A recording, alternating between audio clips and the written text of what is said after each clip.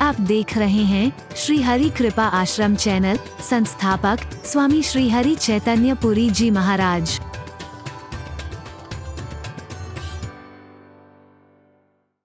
कहला सकते हो होगी कहीं के राजा, लेकिन उस समय भूल जाओ जो अभिनय करने को मिला है। उस समय पूरी तरह से अपने आप को,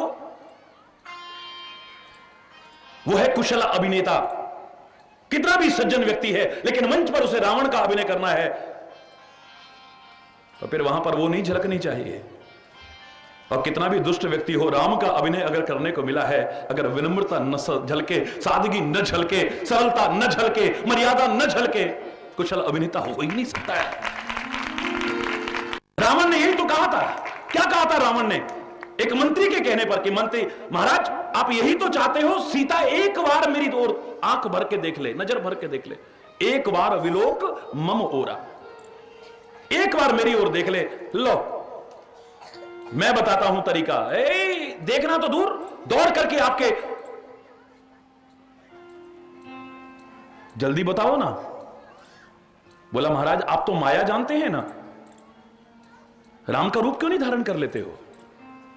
राम का रूप धारण कीजिए। सीता देखना तो दूर, दौड़ करके आपके चरणों में आके गिर पड़ेगी, आपके आलिंगन में आ जाएगी।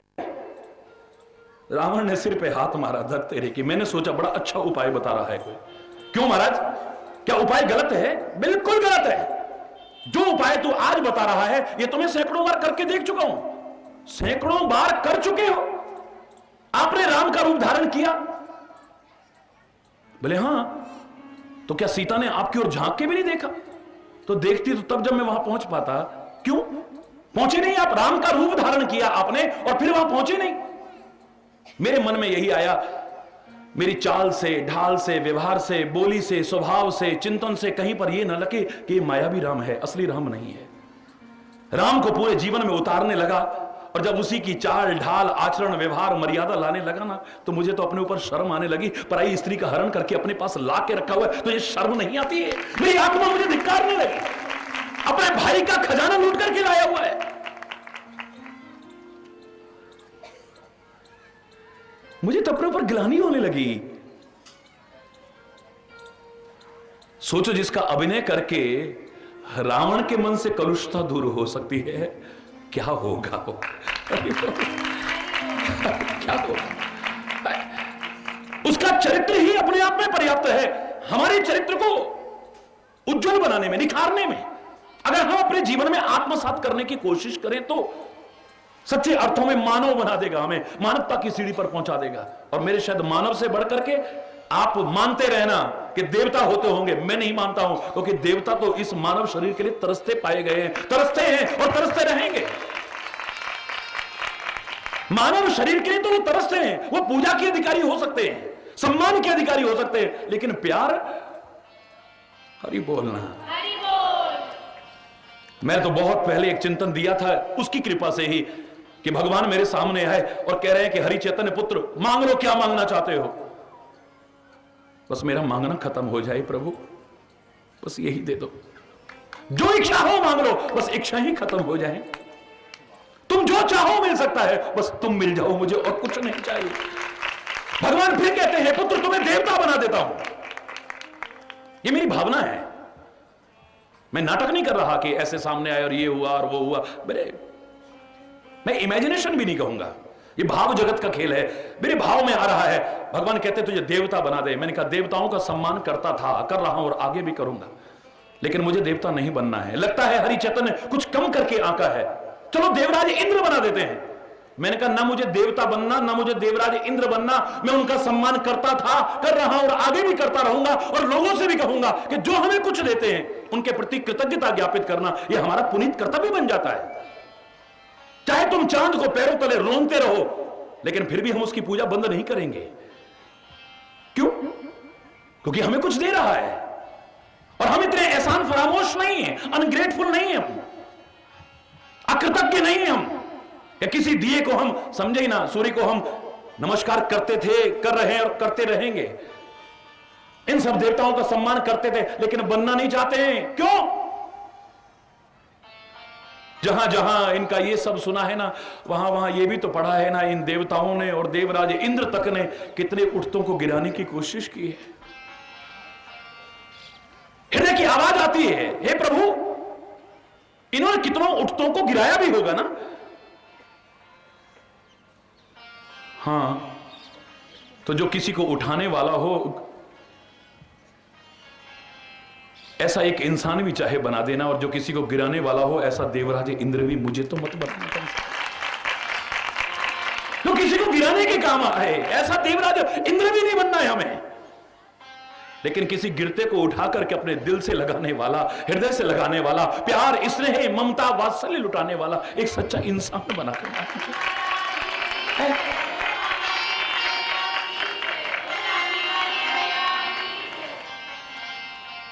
अगर ये इंसान बन जाए ना, सही अभिनय करने लग जाए, मैं दावे से कह रहा हूं समाज की जो दुर्दशा है सारी की सारी ठीक हो जाएगी। विश्वामित्र नई सृष्टि पैदा कर रहा है, स्वर्ग को धरा पर उतार करके। यहां पर उस स्वर्ग से तात्पर्य नहीं कि उसको उतार के यहां ले आए हम, ना ना ना, हमें इसके लिए प्रयास करना ही नहीं है। हमें तो इसी को स्वर्गतुल्य बनाने की कोशिश करनी है। बस उसके लिए जो 3 चीजें मैंने आपको बताई थी, हमें ठीक से रहना आ जाए जहां भी हम रहते हैं, हमें अपनी बात ठीक से कहना आ जाए, जो भी हम इस जबान से बोलते हैं, जहां जरूरी हो वहां सहना आ जाए, बच जाएंगे बिखराव से, टकराव से, और हमारा प्यार बना रहेगा और स्वर्गतुल्य वातावरण हो जाएगा।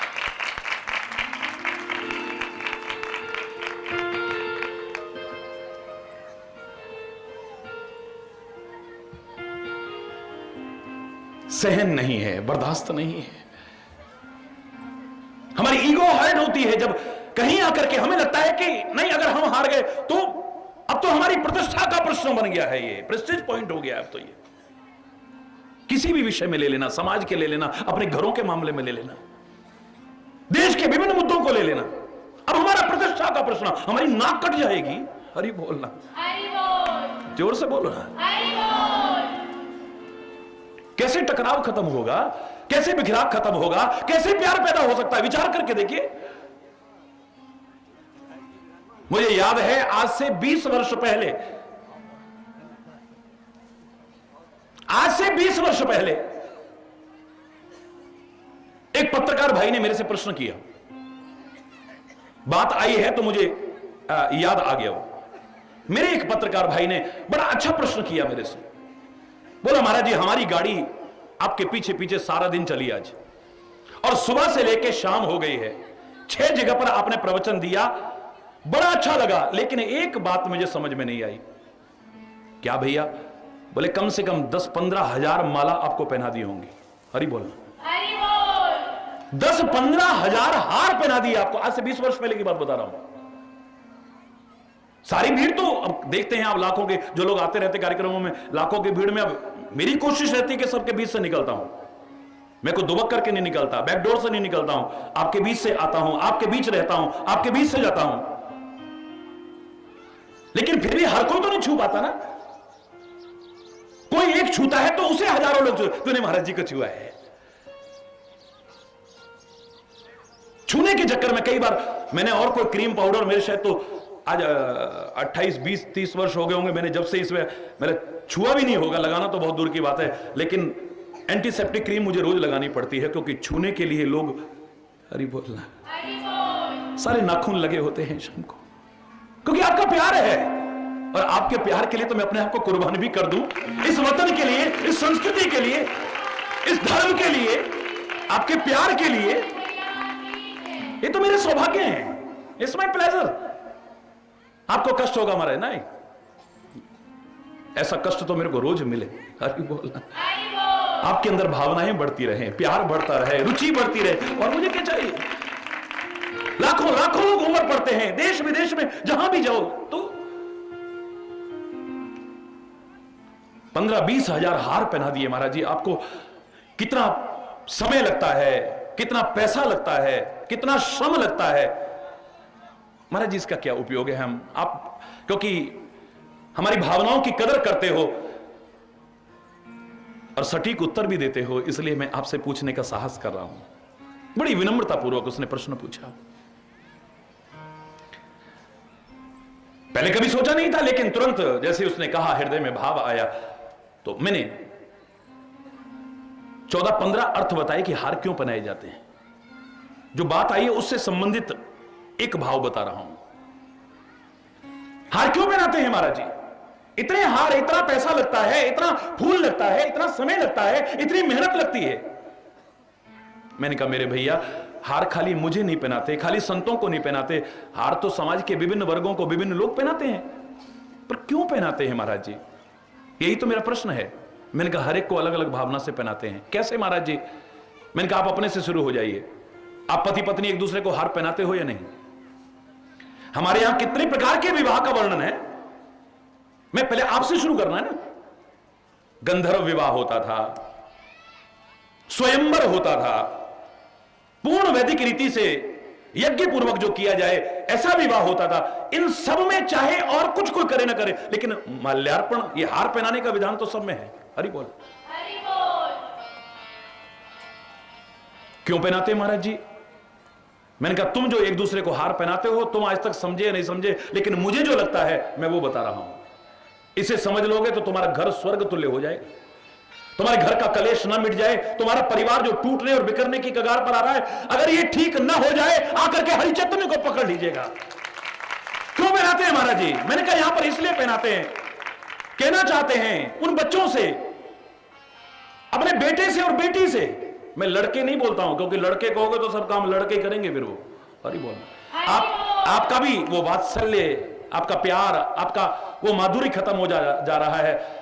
हे बेटा, हे लाल, हे वत्स, हे पुत्र, कितने प्यारे शब्द थे। अभी हमारा लड़का, लड़के बहुत लड़ते हैं महाराज जी। मैंने कहा वो तो लड़ेंगे ही। क्यों? मैंने कहा लड़के कहते हो तो वो तो सब काम लड़के करेंगे, हिस्सा लेंगे तो लड़के, मांग मनवाएंगे तो लड़के, अब तो हर काम लड़के करेंगे, क्योंकि लड़के कह रहे हो तो तुम्हारे अंदर भी तो वो प्यार और वात्सल्य नहीं उमड़ रहा है। अपनी कमी को भी तो खोजो भाई। उस बेटे को और उस बेटी को कहना चाहते हैं, हे पुत्री, आज वर ने हार दिया है ना, तो तूने स्वीकार किया ना। और हे पुत्र, वधू ने हार दिया और तूने स्वीकार किया। आज तुम एक दूसरे से हार स्वीकार कर रहे हो या नहीं कर रहे हो? बोलो बोलो भाई, एक दूसरे से हार स्वीकार कर रहे हो तुम। ऐसे ही जीवन के बहुत से क्षेत्रों में कई छोटी छोटी ऐसी बातें आ सकती हैं जिन्हें प्रतिष्ठा का प्रश्न बना लिया तो तुम्हारा परिवार टूट जाएगा, तुम्हारा परिवार बिखर जाएगा, तुम एक दूसरे से अलग होने की कगार तक पहुंच जाओगे। अगर वहां भी हार स्वीकार करनी पड़े तो कर लेना, इस हार में भी तुम्हारी जीत छुपी हो। आज एक दूसरे से हार स्वीकार कर रहे हो ना? हरि बोल ना। बड़ा सरल शब्दों में बोल रहा हूं, कोई क्लिष्ट भाषा नहीं है। हरि बोल। एक नन्हा सा बच्चा भी समझ सकता है, शिक्षित अशिक्षित, पढ़ा लिखा बिना पढ़ा लिखा, सबके समझ में आने लायक बात है। आज एक दूसरे से हार स्वीकार कर रहे हो ना, बिल्कुल ठीक ऐसे ही तुम्हारे जीवन में अनेक बार ऐसा प्रसंग आएगा जब वो छोटी छोटी बातें जिन्हें प्रतिष्ठा का प्रश्न बना करके तुम अपने परिवार को तोड़ बैठोगे, बिखरा बैठोगे, एक दूसरे से अलग हो जाओगे। वहां भी अगर हार स्वीकार करनी पड़े तो कर लेना, इस हार में भी तुम्हारी जीत छुपी होगी। अरे बोल। दोनों से कहा है क्योंकि गाड़ी के दोनों पहिए हैं। मैं इस भाव से सहमत नहीं हूं कि पुरुष सिर का मुकुट हो और स्त्री पैरों की जूती हो। मेरे देश की संस्कृति ने कहा यत्र नार्यस्तु पूज्यते रमन्ते तत्र देवता, जहां नारी का सम्मान, कुनारी का नहीं कह रहा हूं मैं, अमर्यादित जीवन जीने वाली जिसे नारी भी कहने में शर्म आती है, मैं उसकी चर्चा नहीं कर रहा हूं। मैं शूर्पणखाओं की चर्चा नहीं कर रहा हूं, मैं तारकाओं की चर्चा नहीं कर रहा हूं, जिन्हें नारी कहकर के गौरव अनुभव होता हो, जिनमें लाज हो, शर्म हो, हया हो, मर्यादा हो, शील हो। ऐसी नारी का जहां सम्मान होगा ना, याद रखना उस घर में तो देवताओं का निवास होता है, कोई अभाव नहीं हो सकता है। और जहां पर नारी पीड़ित तो होगी, उस घर का तो फिर भगवान ही रखवाला है। हरि बोलना। ग्रह लक्ष्मी को आग लगा करके और तुम लक्ष्मी चाहो, मेरे शरीर इससे बड़ी मूर्खता और क्या हो सकती है, मेरे को बताने की आवश्यकता नहीं है। और कई बार तो बड़ा दुख होता है जब नारी ही नारी की दुश्मन बन जाती है। सास सताती है तो वो भी नारी है, बहू ने घर में आकर के कलेश कर रखा है तो वो भी नारी है, सौत हमारे घर को बर्बाद कर रही है वो भी नारी है। और अभी एक ऐसा समाज का एक भावी नागरिक जो अभी गर्भ से बाहर आने वाला था, पता लग गया नारी है, तो नारी ही उसे खत्म कराने को तैयार हो जाती है।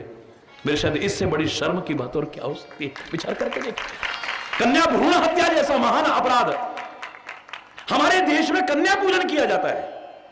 वर्ष में 2 बार नवरात्रियों में कन्या पूजन किया जाता है, विभिन्न अवसरों पर कन्या पूजन किया जाता है। उस देश में न तो धार्मिक दृष्टिकोण से उचित है, न मानवीयता के दृष्टिकोण से उचित है, और न ही सामाजिक व्यवस्था के दृष्टिकोण से। क्योंकि एक दिन ऐसा आ जाएगा कि हमें अपने बेटों के लिए, जिनके लिए तुम तरसते थे ना, अब उनके लिए बहू लाने के लिए तरसोगे। कहां से लाओगे जब होंगी नहीं? तो हरि बोल है। भविष्य की उस स्थिति को सोचो आप। दोनों एक दूसरे का समान सम्मान, जैसे मैंने कल कबीर का उदाहरण देके कहा था, वो कहता है कि मैं अपनी पत्नी की भावनाओं की कदर करता हूं और वो मेरी भावनाओं की कदर करती है। जब एक दूसरे की भावनाओं की कदर करें, एक दूसरे की भावनाओं को आहत करने की कोशिश ना करें, एक घर कितना स्वर्गतुल्य रहेगा। सुखी रहोगे, समृद्ध रहोगे, खुशहाल रहोगे। लोगों के कहने पर अपने घर को मत तोड़ना, लोगों के कहने पर अपने घर को मत बिखेरना, और अपनी मूर्खताओं के कारण मत ऐसा करना। हरि बोल। दूसरा, उस बेटी से कहा जाता है जो नई एक घर में आ रही है, हार पहनाने का भाव, बात से अलग मत हो जाना। हे देवी, तू एक नए घर में आ रही है, बहुत बड़ा उत्तरदायित्व है तेरे ऊपर। अगर तेरा सम्मान इतना दिया गया है कि यत्र नारस्तु पूज्यते रमन्ते तत्र देवता, तो फिर तेरा उत्तरदायित्व भी बहुत बड़ा हो जाता है। अगर संत को मैं भगवान की तरह मान करके पूछता हूं, तो संत खाली अय्याशी के लिए नहीं है, फिर संत पर भी बहुत बड़ा उत्तरदायित्व आ जाता है। समाज के सुंदर निर्माण के लिए अपना जीवन अच्छा बनाते हो। वो खाली पैसे लेकर के कथा करने आ जाए और बस इतने तक सीमित रहे, जय जयकार बुलवा ले, बस इतने तक सीमित रहे। जिसका इतना सम्मान हो तो उस पर उत्तरदायित्व भी बहुत तगड़ा आ जाता है, इतना याद रखना। हरि बोल। मातृ प्रधान संस्कृति वाला देश है हमारा। आज भी हम जब भी कभी नमन करते हैं, वंदे मातरम, वंदे मातरम, सुजलां सुफलां मलयज शीतलां सस्य श्यामलां मातरं वंदे। पूरी आवाज आनी चाहिए चारों ओर से, वंदे।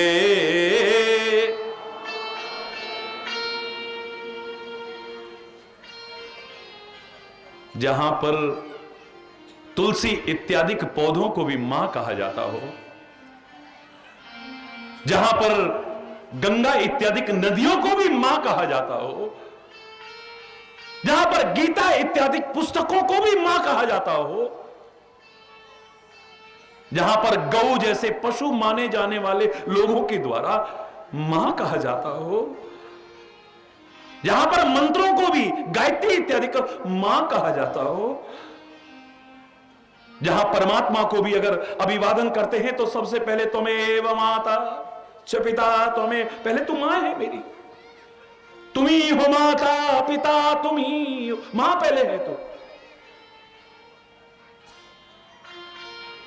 मात पिता स्वामी सखा जिनके सब तुम नाथ। हरि बोल।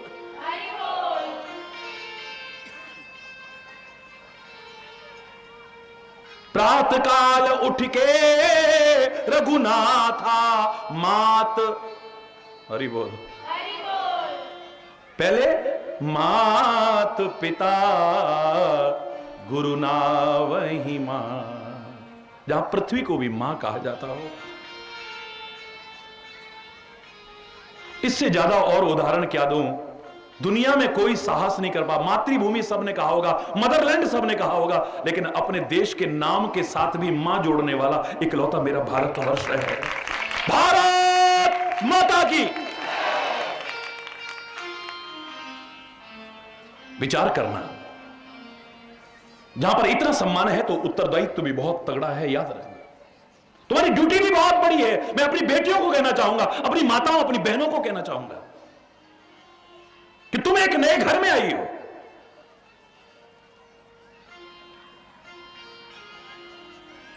इस घर को हार की तरह पिरो करके रखना। तेरे को हार पहनाया जा रहा है ना, यह हार तब तक कहलाता है जब तक लड़ियां पिरो के रखी जाती हैं। जब ये लड़ियां टूट जाती हैं, बिखर जाती हैं, तो फिर इसे हार नहीं कहते। जैसे हार तब तक कहलाता है जब तक पिरो करके रखा जाता है, एक सूत्र में बांध करके रखा जाता है। ऐसे ही जिस घर में तू आई है, सबसे पहले तेरे को हार जो पहनाया गया था, इसका भाव एक और ये भी हो सकता है, इस घर को इस हार की तरफ पिरो करके रखना। आते ही छितर बितर करने की कोशिश मत करना।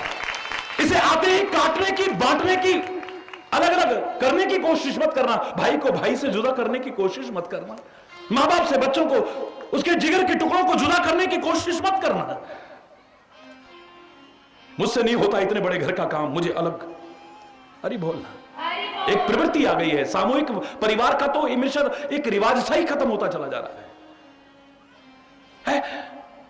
जहां एक दूसरे के सुख दुख के सहभागी बनते थे, आज वो बात ही। अरे बोलना, जोर से बोलो ना। समझ में नहीं आया? पर महाराज जी, हमने तो पूछा आपको हार क्यों पहनाए। अच्छा बाबा, वो भी बताता हूं, पर एक बीच में और बता देता हूं।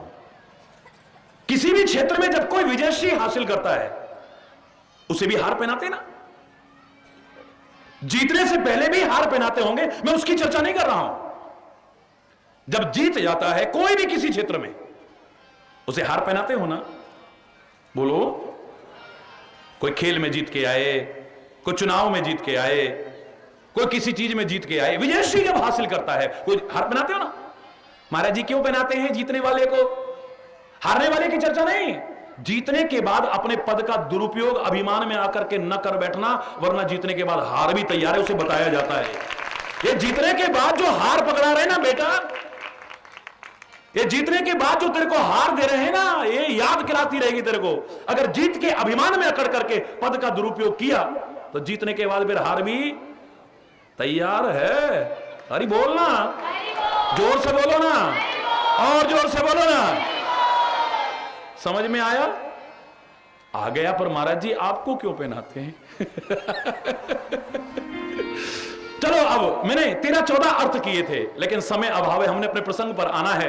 उसी से संबंधित है, इसलिए बीच में लाया हूं, क्योंकि परिवार टूट रहे हैं, बिखर रहे हैं एक दूसरे से। शरीर से चाहे मिलकर के रहे, लेकिन दिल नहीं मिले हुए हैं। घर नरक जैसे बने हुए हैं। स्वर्ग तुल्य वातावरण लाने की चर्चा चल रही है, तो मैंने चर्चा की है इस बात की है। स्कूल में जब हम पढ़ा करते थे, हमसे एक प्रश्न पूछा गया था, मुझे आज तक याद है। What is the difference between a house and A home? What is the difference between a house and A home? एक मकान में और घर में क्या अंतर है? बहुत सारे उत्तर उभर करके आए थे, लेकिन जो सही उत्तर था वो उत्तर था, a house is build by hands. मकान बनाने में हाथों की भूमिका ज्यादा है। तुम मेहनत करके हाथों से कमा के लाते हो, अपने हाथों से पैसा दे करके सामान लेके आते हो। मजदूर और मिस्त्री उस मकान को बनाते हैं इन हाथों से। इसमें हाथों की भूमिका ज्यादा है। मकान में a house is build by hands, but A home is build by hearts. जहां लोग दिल मिलकर के इकट्ठे होकर के रहते, उसको घर कहते हैं, फिर मकान नहीं कहते। हमारे शरीर मिले हैं, दिल नहीं मिले हैं। और जिनके शरीर मिले हैं, दिल ना मिले हो, तो शरीर भी कब जुदा हो जाएंगे पता ही नहीं चलेगा। कब तलाक हो जाएगा पता ही नहीं चलेगा। कब अलग अलग हो जाएंगे, टूट जाएंगे, बिखर जाएंगे, पता भी नहीं चलेगा।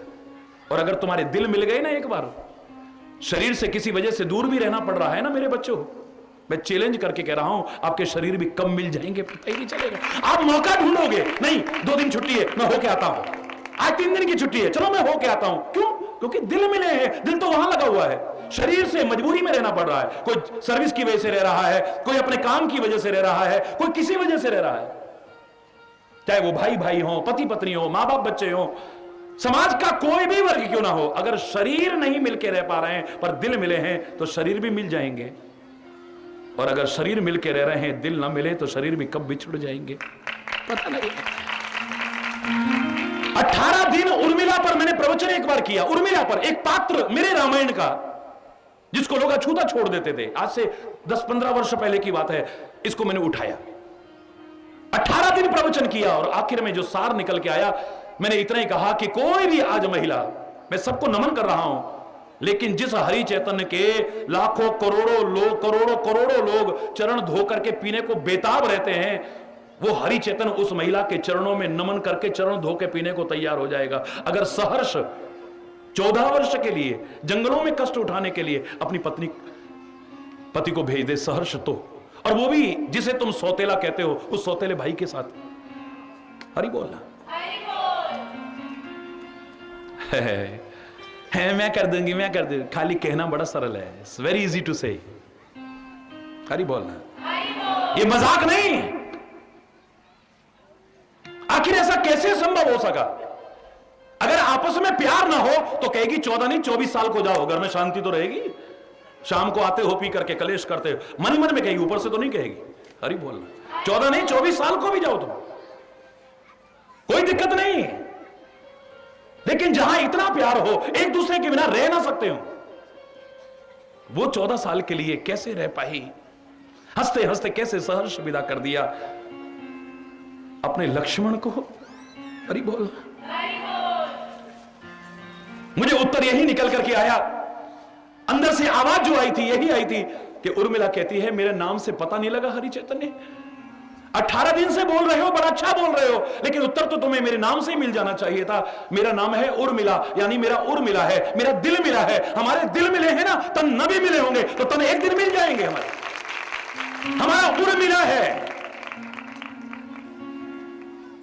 तन किसी वजह से अगर दूर भी रहे तो फिर से मिलने की संभावना हो जाएगी। आज भी हम एक आदर्श जोड़ी जब विवाह के समय कहते हैं ना, आहा बिल्कुल राम सीता जैसी जोड़ी है। क्यों भैया? दुनियावी तौर पर, लौकिक तौर पर जो कभी साथ ही नहीं रह पाए उनसे उपमा दे रहे हो अपने नए बच्चों की।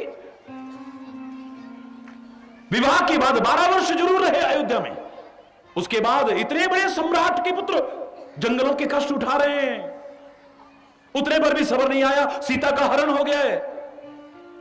उतने पर सब्र नहीं, इतने कष्ट उठाए तब जाकर के सीता को वापस लाए और धोबी के कहने पर जरा से फिर जंगलों में चली गई है। अयोध्या की साम्राज्ञी होते हुए वाल्मीकि के आश्रम में पुत्रों को जन्म देती है। उसके बाद जैसे तैसे आकर के मिले हैं तो पृथ्वी फटी उसमें समा गई है। नई जोड़ी की उपमा, हरि बोलना, क्षमा चाहते हुए कह रहा हूं मैं। क्यों क्यों राम और सीता के साथ उपमा क्यों देते हो? क्या तुम चाहते हो ऐसा आपके बच्चे और बच्चियां इस तरह से एक दूसरे से जुदा रहे, ऐसे कष्ट उठाते रहे? तुम नहीं चाहते हो, फिर उपमा क्यों देते हो? क्योंकि राम सीता की जोड़ी की विशेषता है, एक विशेषता है वहां तो, लेकिन सबसे बड़ी विशेषता क्या है? विवाह में उनके खाली तन नहीं मिले हैं, दिल मिले हैं। और तन अगर मिले हैं ना, दिल ना मिला तो कब बिछुड़ जाओगे पता नहीं। और दिल मिले हैं, किसी कारण से अगर ऐसी संभावना हो गई तो फिर तन तुम्हारे द्वारा से मिल सकते हैं। हरि बोल। वो बात आई थी तो मैंने कहा अब बीच में चलो महाराज जी की मैं सुनाना नहीं चाह रहा हूं, लेकिन आप पूछा है तो महाराज जी की भी बात बता देता हूं। फिर तो महाराज जी को हार क्यों पहनाते? फिर मैंने कहा संत को, गुरु को, महाराज जी को, महापुरुषों को हार जो पहनाते हैं, मुझे लगता है कि श्रद्धालु, भक्त, आस्थावान लोग ये भावना रख के पुष्प पहनाते हैं, ये हार पहनाते हैं। ये खाली पुष्प हार नहीं है महाराज जी, ये पुष्प हार तो खाली एक माध्यम है, क्योंकि यहां पर आध्यात्मिक जगत की यात्रा शुरू हो रही है। यहां पर स्थूल अर्थ नहीं हो सकता है। इस पुष्प को सुमन भी कहते हैं ना। हमें सुमन यानी अच्छा मन अर्पित करना चाहिए, पर क्या करें, मन तो अच्छा है ही नहीं। दूसरों के दोष देख देख करके, गलत चिंतन कर करके ये प्रदूषित हो चुका है, पॉल्यूटेड है। मन तो सुमन नहीं है हमारा, अच्छा मन नहीं है ये, कैसे अर्पित करें? तो हम एक ही बात कर सकते हैं, इस पुष्पहार के माध्यम से खाली फूल नहीं, सुमन तो है ही नहीं, सुमन नहीं, अपना मन, अपना मस्तिष्क, अपने विचार, अपना जीवन, यहां तक कि अपना सर्वस्व आपको अर्पण करते हैं। लाख कोशिश करके जो हम पावन न कर सके, सुभग न कर सके, सुंदर न बना सके, अब आपको अर्पित करें, कृपा करके आप ही इसे सुंदर बना दो, आप ही इसे पावन बना दो, आप ही इसे अच्छा बना दो। गुरुदेव आपसे प्रार्थना कर रहे हैं, महाराज जी आपसे प्रार्थना कर रहे हैं, हे संत तेरे से प्रार्थना कर रहे हैं। कोई दुर्भाग्यशाली होगा जो इसके विपरीत भाव रखता होगा, उसका जीवन बता रहा है, कहे न कहे वो। कोई अपवाद स्वरूप, क्योंकि एक्सेप्शंस आर ऑलवेज देयर, अपवाद सब जगह है, तो अपवाद स्वरूप कोई दुर्भाग्यशाली होगा जो ये भाव नहीं रखता है। वो क्या भाव रखता है? अपने जीवन से बता रहा है कि समझ में नहीं आ रहा महाराज जी, हे संत जी, हे गुरुदेव जी, हे महापुरुष जी, समझ में नहीं आ रहा हम हार क्यों पहनाते हैं? तुम समझा समझा के हार जाओगे, आखिर में हार तुम ही स्वीकार करोगे, हम हारने वाले नहीं हैं। अरे बोल तुम समझा समझा के हार जाओगे, आपस में मिलके रहो, लेकिन हम मिलके नहीं रहेंगे। तुम समझा समझा के हार जाओगे कि कभी कलेश मत किया करो, झगड़ा मत किया करो, अशांति मत किया करो, शराब मत पिया करो, जुआ मत खेला करो, ये मत किया करो। आप समझा समझा के हार जाओगे, हार आप ही स्वीकार करोगे। हरि बोल। कम से कम हम में से तो कोई ऐसा दुर्भाग्यशाली बनने की कोशिश न करे, ये आवाहन करता हूं। हरि बोल, जोर से बोलना। तुम जीतना चाहते हो, हर क्षेत्र में जीतना चाहते हो, विवाद नहीं करना चाहिए, अगर हो जाए तो जीतना चाहते हो, झगड़ा नहीं करना चाहिए, हो जाए तो जीतना चाहते हो। खेल के मैदान में तुम खेल की भावना से नहीं, अच्छे प्रदर्शन की भावना से नहीं खेलते, जीतना चाहते हो। मुकदमा नहीं करना चाहिए, लेकिन हो जाए तो जोर से बोलो ना, अरे जोर से बोलो। हाँ, चुनाव के मैदान में बोलो ना, वो भी लड़ाई है, जीतना चाहते हो, कोई हारना नहीं चाहता है। और मैं भी कह रहा हूं, मैं शुभकामना दे रहा हूं आपको, दिल से दुआएं दे रहा हूं कि इस जीवन के इतना बड़ा दाव जो ईश्वर कृपा से तुम्हें मिला है, इसे हार के मत जाना, तुम जीत के जाते। लेकिन अगर यहां जीत गए ना तो मामला गड़बड़ हो जाएगा। फिर इतने सौभाग्य होते हुए भी परम सौभाग्यशाली नहीं, दुर्भाग्यशाली रह जाएंगे हम, जो मैं नहीं चाहता हूं, तुम भी नहीं चाहते हो। यहां करके मत जीतना। कितने बड़े महाराज जी, कितने बड़े संत, कितने बड़े आपके सदगुरु, कितने बड़े महापुरुष आपसे हार गए क्योंकि उन्होंने कहा था शराब मत पीना, पर तुमने नहीं छोड़ा, तुम जीत गए। महाराज जी हार गए। भाई हार में भी, इस जीत में भी तुम्हारी कितनी बड़ी हार छुपी है, शायद इसका तुम्हें एहसास नहीं है।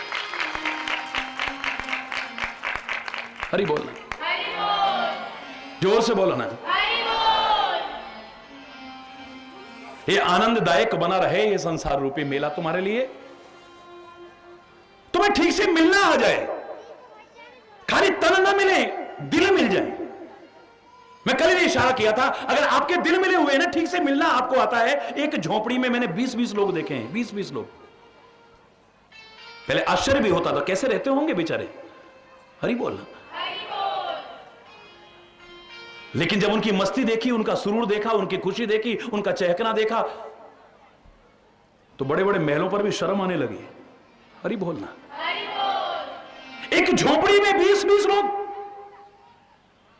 एक छोटे से टूटे हुए मकान में 20-20, 25-25 लोग रह रहे हैं। और 25 मकान के कमरे के मकान में 2 भाई नहीं रह पा रहे।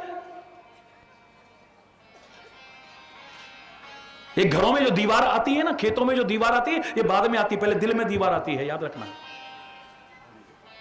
ये घर में जो आंगन में दीवार आती है, ये बाद में आती है, पहले तुम्हारे दिल में दीवार आ जाती है। दिल में दीवार आती है तो कब खेत में मेड़ लग जाएगी पता भी नहीं चलेगा, कब तुम्हारे घर के आंगन के बीच में बंटवारा हो जाएगा पता भी नहीं चलेगा। और दिल की दीवार टूट जाए तो आंगन चौड़ा होते भी फिर देर नहीं लगती है, जरा देर में सब इकट्ठे हो जाते हैं। जर्मनी इसका प्रमाण है, दिलों में दीवार आई थी तो जर्मनी के बीच में दीवार आ गई थी। और आप लोगों के हमारे सामने देखते देखते वो दीवार टूटी ना। क्यों? एक ईंट का टुकड़ा नहीं बचा वहां पर, इतनी बड़ी बड़ी दीवारें सब टूट गई। फिर से दोनों देश एक हो गए। ये कैसे संभव हुआ? मुझे लगता है जो दिल में दीवार आई थी पहले वो टूट गई, तो उस दीवार को टूटने में देर नहीं लगी। फिर से आंगन वही चौड़ा सा हो गया, कितना सुंदर, सब इधर से उछल कूदने पड़ने, कितना आनंद आने लगा। घर घर में जो नरक जैसी स्थिति बनी है, इसमें प्रमुख भूमिका है आपको मिलना नहीं आता है। हरि बोलना। कल मैंने शुरुआत की थी कि तुलसी ने कहा था सबसे मिलो। तुलसी या संसार में सबसे मिलिए धाय, सबसे मिलो, दौड़ दौड़ करके मिलो, भाग भाग के मिलो।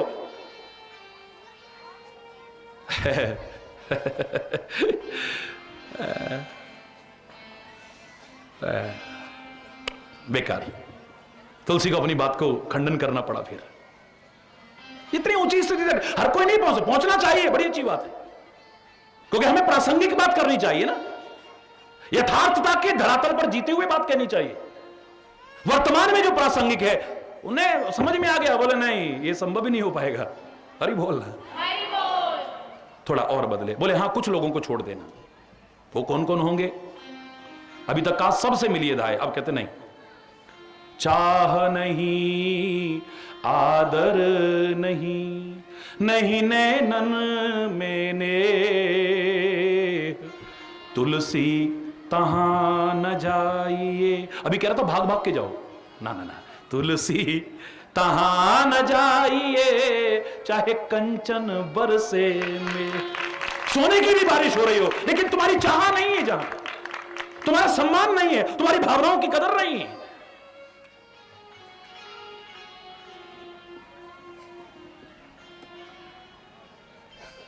तुमको देखते ही आंखों से स्नेह का जल नहीं टपक पड़ता है? मत जाना वहां पे, मत जाना। भगवान शंकर ने भी सती से यही कहा था कि यद्यपि माता पितु प्रभु गुरु गेहा, जइए बिन बुलाए ना संदेहा। माता पिता प्रभु और गुरु के घर में तो बिना बुलाए भी चले जाना चाहिए, लेकिन अगर वो लोग विरोध करें तुमसे तो तहां गए कल्याण न होई, फिर वहां जाने से कल्याण नहीं हो। मत जाओ वहां पर। वही तुलसी मना कर रहा है। फिर इतने पर सबर नहीं आया, बोले और बताओ ना, और किस किस के पास दौड़ के ना जाएं? हरि बोलना। खल परिहरिये स्वान की नाई। अब दुष्ट व्यक्ति से दूर रहो, उसके पास भाग भाग के मत जाना। हरि बोलना। सज्जन कहीं दूर भी हो तो दौड़ दौड़ के जाना, और दुष्ट बगल में भी रहता हो तो उससे बस हरि बोल, जोर से बोलो ना। लड़ने की भी जरूरत नहीं, झगड़ने की भी जरूरत नहीं। तो खल संग कल है ना, भल नहीं प्रीति, ना उससे दुश्मनी अच्छी ना उससे प्यार अच्छा, यानी उससे तो मिलना ही नहीं है ना। है कबीरा तेरी झोपड़ी गलकटियन के पास, करेगा सो भरेगा, तू काहे को अपना दिमाग क्यों खराब कर रहा है? उसके बारे में काहे को सोच रहा है? ये पड़ोस में भी अगर गलत आदमी है उसके पास भी जाने को नहीं कहा, और सज्जन कहीं दूर भी आए हों दौड़ दौड़ करके जाने को कहा है। अब काफी कैटेगरी अलग अलग हो गई ना, अब सबके पास भाग के मत जाना। और कुछ के पास आप चले जाते हो, बाद में पता चलता है कि हमने तो अच्छा समझा था पर बहुत बुरा आदमी था वो तो किसी के माथे पे थोड़ी लिखा है। बोले इसलिए तुम कोशिश करना, साथ में प्रभु से प्रार्थना करना। क्या प्रार्थना करना? मेरे साथ मिलके करिए, तुलसी के ही शब्द हैं। बर भल बास नरक करता ता, बर भल बास नरक करता ता, दुष्ट संग जन दे विधाता, दुष्ट संग जन दे। ए परमात्मा कृपा करना, एक बार नरकों की यातनाएं चाहे झेलनी पड़ जाएं, पर कभी दुष्ट का साथ न हो जाए। तू बचाना हमें, तू कृपा करना, कभी दुष्ट का संग ना हो जाए। हम कोशिश करेंगे, तू भी बचाना, कृपा करना तू। हरि बोल। क्योंकि मिलना सारी दुनिया कहती है, चाहे नेता आ जाए यहां पर तो, अभिनेता आ जाए तो, कोई कथावाचक आ जाए तो, और तथाकथित संत संत संत संत आ जाए, महंत आ जाए तो, एक वाक्य बड़ा अच्छा रट रखा है, ए दुनिया के लोगों मिलकर के एक हो जाओ। हरि बोल। बुरी बात है क्या? मैं कहता हूं बुरी बात ना सही, लेकिन जोड़ लेना इसमें, लेकिन जोड़ लेना। ऐ दुनिया के लोगों, मिलकर के एक हो जाओ, लेकिन शेर और बकरी की तरह नहीं, शेर और हिरण की तरह नहीं। तुम मिलते हो, मिलकर के एक हो जाते हो, दूसरा तो बचता ही नहीं, लेकिन हिंसा आ जाती है। जहां तुम्हारे मिलने पर हिंसा को स्थान मिले, ऐसा मिलकर के एक मत होना कभी, ऐसा मिलकर के एक कभी बोलो नहीं होना। ऐ संसार के लोगों, मिलो, मिलकर के एक हो जाओ, लेकिन गंधक और पोटाश की तरह नहीं। ना गंधक बुरा था, ना पोटाश बुरा था, दोनों अपना महत्व रखते थे, लेकिन ये जब कभी मिले विस्फोट हो गया। जब तुम्हारे मिलने पर स्थिति विस्फोटक हो जाए, ऐसा भी मिलकर के एक होने की कोशिश मत कर। ऐ संसार के लोगों, मिलो, मिलकर के एक हो जाओ, लेकिन जोड़ लो। कौरवों और पांडवों की तरह नहीं, एक बार नहीं कितनी बार कौरव और पांडव आपस में मिले, लेकिन जब भी मिले एक नया विवाद पैदा हुआ। अगर तुम्हारे मिलकर के एक होने पर और एक नया विवाद पैदा हो जाए, तो ऐसा भी मिलकर के एक होने की कोशिश मत करना। मिलो, मिलकर के एक हो जाओ, बड़ी अच्छी शिक्षा मिलेगी, ध्यान से सुनिएगा। मिलो, मिलकर के एक हो जाओ, लेकिन घी और शहद की तरह नहीं। ना घी बुरा है, ना शहद बुरा है, लेकिन शुद्ध समान मात्रा में अगर मिला दिए जाए, एक नया विश्व उत्पन्न हो जाएगा, एक नया जहर बन जाएगा। आयुर्वेद के सिद्धांत है ये। अगर तुम्हारे मिलने पर वातावरण विषाक्त होता हो, कटुता परिपूर्ण होता हो, वैर विरोध परिपूर्ण होता हो, अशांति पैदा होती हो, तो ऐसा भी मिलकर के एक होने की कोशिश मत करो। मिलो, मिलकर के एक हो जाओ, लेकिन दूध और पानी की तरह। लेकिन मुझे तो यह भी उदाहरण अच्छा ही नजर आया, बहुत अच्छा नजर नहीं आया। और मेरे तुलसी को भी अच्छा ही नजर आया, बहुत अच्छा नहीं। इसलिए उसने कहा था, जल पे सरिस बिकाए, देखहु प्रीति की रीति भल। भल है ये, बहुत अति भल नहीं। मिलो, मिलकर के एक हो जाओ, दूध और पानी की तरह। बहुत अच्छा है इनका मिलना। ये दोनों मिलते हैं तो एक कीमत पर बिक जाते हैं। मेरे सामने तो आज से 40 वर्ष पहले बचपन में उबलते दूध को देखकर के कहानी आई थी। उसे मैंने प्रवचन में भी सुनाया था, टेलीविजन पर सुना होगा आप लोगों ने। मैंने कहा था कि दूध ने कहा, पानी नीचे मत बहो, मेरे साथ पात्र में आकर के रहो, मेरे से मित्रता करो, मेरे से प्यार करो, मैं तुमसे बहुत प्यार करता हूं, मैं तुमसे बहुत मित्रता करता हूं। पानी बोला, मित्रता तो मेरी भी है, प्यार मेरा भी है, लेकिन मैं तुम्हारे साथ नहीं मिलूंगा। क्यों? मैं इतना स्वार्थी नहीं हूं ना। अगर मैं तुम्हारे साथ आकर के मिलूंगा ए दूध, तो तेरी कीमत कम हो जाएगी। और अमृत के समान समझे जाने वाले ए दूध, अगर मैं तेरे साथ आके मिला तो लोग तेरा तिरस्कार करेंगे। ये भी कोई दूध है, ये भी कोई दूध है, ये भी कोई दूध है। तेरी कीमत कम हो जाएगी, तेरा अपमान होगा, तेरा तिरस्कार होगा। मैं स्वार्थी नहीं हूं, प्यार मैं भी करता हूं, मित्रता मेरी भी है, लेकिन मैं तेरे साथ आकर के मिलके नहीं रहूंगा। बहुत बहस हुई, नहीं ऐसा हो ही नहीं सकता, तेरे को मिलना पड़ेगा। अति जब हुई तो दोनों मिल गए, एक पात्र में रखे गए, एक पात्र में रखे गए और बाजार में गए तो एक कीमत पर बिके। क्या प्यार का अद्भुत उदाहरण है, अद्भुत। दूध और पानी मिल करके एक बर्तन में रखे गए और बाजार में एक भाव पर बिके। पानी के मन में आया, इसने मेरे लिए कितना कष्ट उठाया है, अपनी कीमत कम होने की परवाह नहीं की, अपने तिरस्कार की परवाह नहीं की, तो क्या मेरी कोई ड्यूटी नहीं बनती है? मैं भी प्रतिज्ञा करता हूं कि जब तक एक एक बूंद भी मेरी इसके साथ रहेगी, मैं सूख जाऊंगा, मैं जल जाऊंगा, लेकिन दूध पर आंच नहीं आने दूंगा। और उसने खाली कहा नहीं, उसने खाली कहा नहीं, हरि बोल,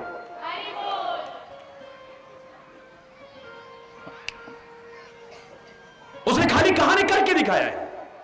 जब दूध अग्नि के ऊपर रखा गया तो सबसे पहले भाप बनकर के कौन उड़ता है? पानी उड़ता है। दूध तो तब सूखना शुरू होता है जब सारा का सारा पानी, तब तक नहीं सूखता है। और जब वो सूख जाता है ना, अब इसका नाम दूध नहीं रहा, इसका नाम खोया। पता नहीं कैसे आपको पता लग गया। इसने अपने प्रेमी को खोया है, इसने अपने मित्र को खोया है, आपने नाम ही खोया रख दिया है उसका। वाह वाह वाह वाह वाह, तुम्हें उसका नाम तो पता चल गया है। इसने खोया है अपने प्रेमी को, इसने खोया है अपने मित्र को, इसका नाम दूध नहीं हो सकता है, खोया नाम रख दिया है। उबलने लगा, भाप बनकर के उड़ने लगा, तो दूध भी इतना स्वार्थी नहीं था। अपने मित्र के, अपने प्रेमी के जुदा होने पर उसे गुस्सा आने लगता है। कौन है जो हम दो प्रेमियों को एक दूसरे से अलग करने की कोशिश कर रहे हैं, हम दो मित्रों को एक दूसरे से जुदा करने की कौन है वो? ध्यान गया, नीचे जो आग जल रही है ना, वो गुस्से में आ जाता है, उबलने लगता है। उफान क्रोध का प्रतीक है, और उसकी मनोवृत्ति को पढ़ने की कोशिश करना। उसको क्यों गुस्सा आ रहा है? क्योंकि वो मेरे प्रेमी को, मेरे मित्र को मुझसे अलग कर रही है। यही आग वो गिर करके उसे बुझाने की कोशिश करता है। बुझा पाए ना बुझा पाए अलग बात है। उसकी मनोवृत्ति को पढ़िए, उसकी मानसिकता को पढ़िए। वो दूध कहता है मैं उबल करके बर्बाद चाहे हो जाऊं, लेकिन उस आग को नहीं छोड़ूंगा जो हम दो प्रेमियों को, दो मित्रों को एक दूसरे से जुदा करने की कोशिश कर रहे हैं। और उसे पानी के अलग होने पर, अपने प्रेमी, अपने मित्र पानी के अलग होने पर ही गुस्सा आ रहा था। इसकी पहचान है, उबलते दूध पर जरा सा पानी का छींटा मारो, है आ गया वापिस। कहेगा मैं तो तेरे बिना बहुत ही वो हो गया था। हरी बोलना, शांत होकर बैठ जाता है, शांत। एक दूसरे पर मर मिलने को तैयार है ये दोनों, एक दूसरे से अलग नहीं रहना चाहे, ऐसा प्यार है आपस का। लेकिन जरा सी खटाई आ जाए तो कोई क्या अलग करेगा, खुद अलग हो जाएंगे। है? कोई क्या अलग करेगा? किसी के अलग करने पर ये अलग नहीं होते हैं। तुम इसे पनीर बनाइए, लाख पनीर बना लो, लेकिन पनीर पानी के बिना नहीं रह पाएगा। और पनीर की अगर व्याख्या करो, हिंदी का थोड़ा भी ज्ञान है तो दोनों शब्दों की धुनी मिल रही है, पय नीर। हाय हाय हाय हाय, वहां पर भी दोनों का नाम भी साथ साथ चल रहा है। अलग हो ही नहीं सकते, तुम्हारे अलग करने पर अलग नहीं होंगे। यहां पर तो कोई आकर के भाषण दे जाए, तुम भाई भाई लड़ने लगते हो आपस में। कभी जाति के नाम पर लड़ते हो, कभी धर्म के नाम पर लड़ते हो, कभी भाषा के नाम पर लड़ते हो, कभी स्थान के नाम पर लड़ते हो, पता नहीं काहे काहे के नाम पर लड़ते हो।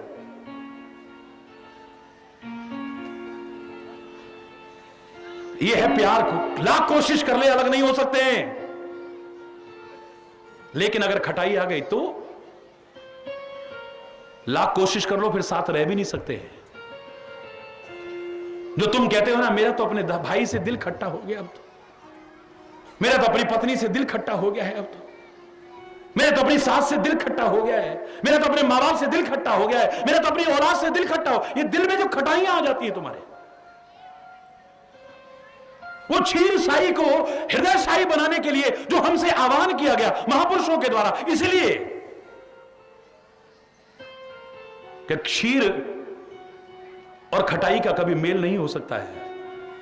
अगर उस क्षीर सागर साई को हृदय में निवास देना चाहते हो ना, इसे ही क्षीर सागर बनाना चाहते हो, तो क्षीर सागर, क्षीर माने दूध, दूध और खटाई का मेल नहीं। अपने दिल में खटाइयां जो आ जाती हैं, इनसे बचने की कोशिश करना, वरना नहीं निवास दिला पाओगे।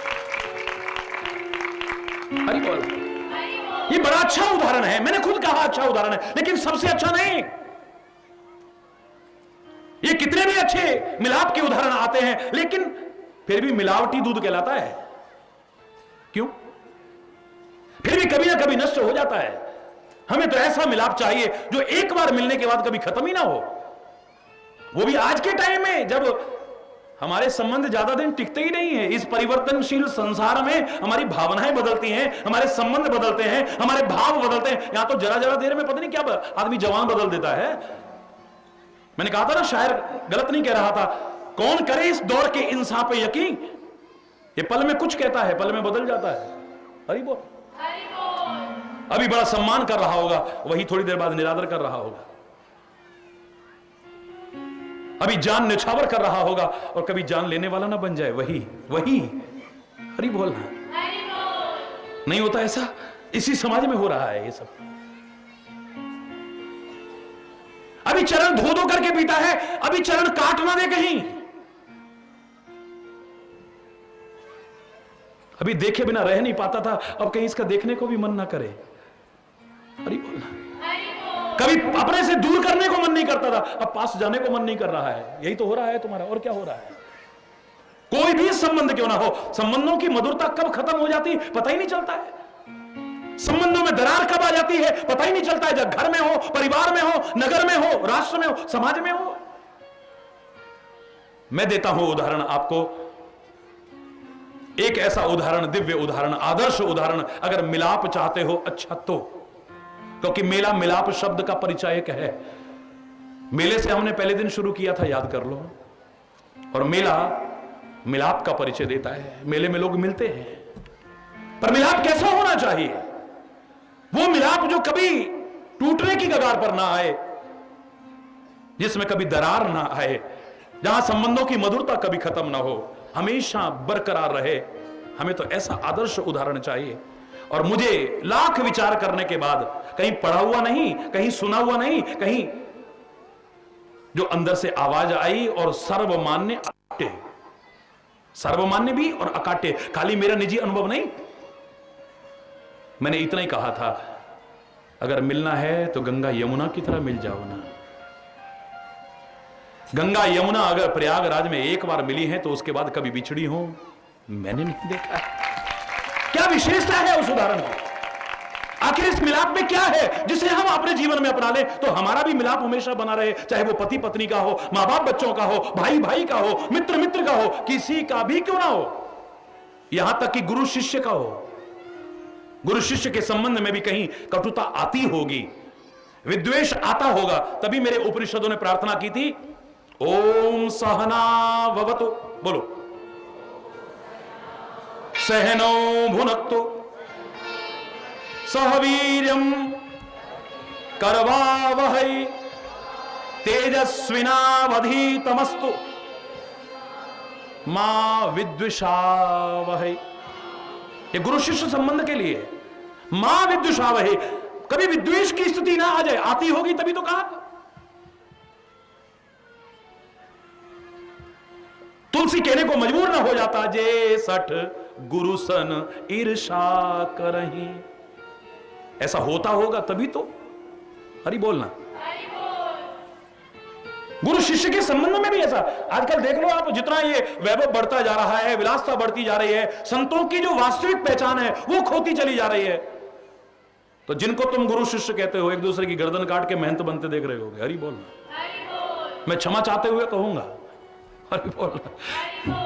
क्यों?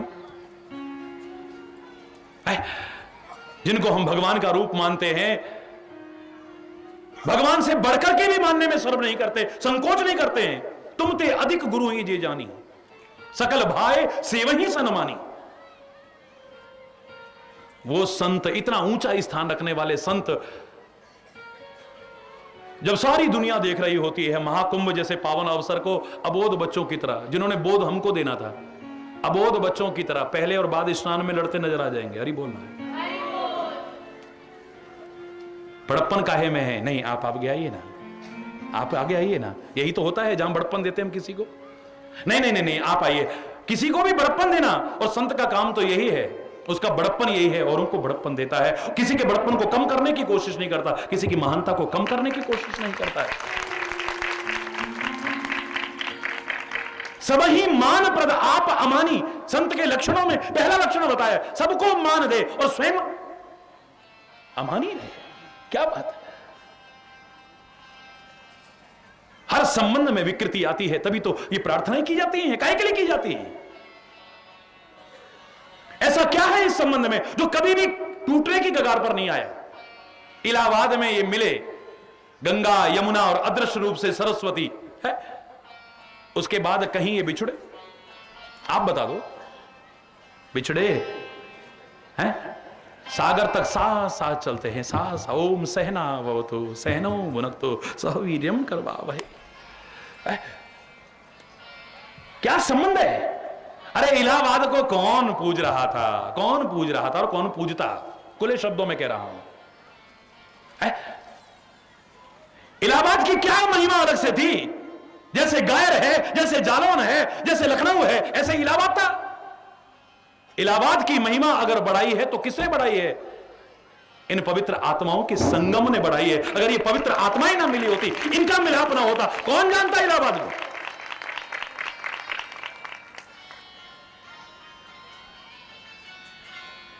राम जी ने भी कहा है तो इलाहाबाद की महिमा नहीं गाई है। क्या गाया है? को कह सके प्रयाग प्रभाव, कलुष पुंज कुंजर मृगराव। हरि बोल। इलाहाबाद की महिमा नहीं है, इलाहाबाद की महिमा बड़ी है। किस लिए बड़ी है? क्योंकि वहां पर पवित्र आत्माओं का संगम हुआ है, मिलाप हुआ है वहां। ऐसा मिलाप जो कभी खत्म होने में ना, एक आदर्श उदाहरण बन गया है मेरे नजर में। और मैं यही तो चाहता हूं, मिले सुर मेरा तुम्हारा। स्वर गलत भी नहीं दे रहा हूं। अगर इस स्वर से स्वर मिलाकर के समझ जाओ तो मैं दावे से कह रहा हूं, आपके संबंधों में भी कभी दरार नहीं आएगी, टूटने बिखरने की कगार पर नहीं आएंगे, आपका प्यार बना रहेगा सारे समाज में एक दूसरे से। क्या विशेषता है, ये कभी एक दूसरे से जुदा नहीं होते। ध्यान देना इस बात पे, क्या विशेषता है इस बात पर है? गंगा भी पवित्र है और यमुना भी। एक गंदे मन का हो, एक अच्छे मन का हो, दोनों मिल सकते हैं, मिल सकते हैं, लेकिन उनका मिलना कब बिछुड़ जाएगा कोई पता नहीं। क्या जब भाव उजागर होंगे तो एक भाव से मिले, एक जैसे होकर के मिले। रामायण में कितने उदाहरण आपको मिले होंगे। क्या राम जी के साथ खाली एक ही व्यक्ति मिला था क्या? कितने लोग मिले थे? राम जी से कितने लोग मिले हैं? लेकिन पूरी रामायण जब संपूर्ण हो जाती है, उसके बाद में आप रामलीला भी करते हो तो भरत मिलाप दिखाते हो। क्यों? हनुमान मिलाप भी हुआ था, जनक मिलाप भी हुआ था, विभीषण मिलाप भी हुआ था। राम जी से तो किस किस का मिलाप नहीं हुआ है? एक सुग्रीव से भी मिलाप हुआ था, किस किस से मिलाप नहीं हुआ है? शबरी से मिलाप हुआ था, पता नहीं किस किस से मिलाप नहीं हुआ है। लेकिन इन सब के ना उदाहरण देकर के आप भरत मिलाप दिखाते हो, क्यों? एक जैसे हो गए, एक जैसे।